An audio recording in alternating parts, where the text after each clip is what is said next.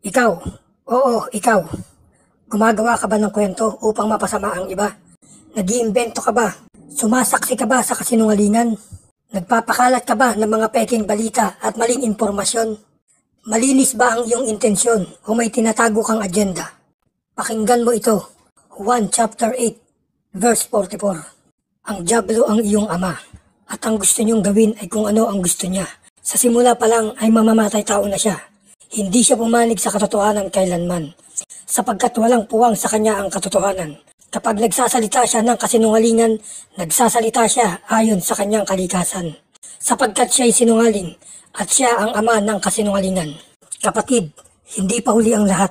Huwag mong hayaan maging alipin ka ng kasamaan. Malilinlang mo ang tao, subalit ang Diyos ay hindi.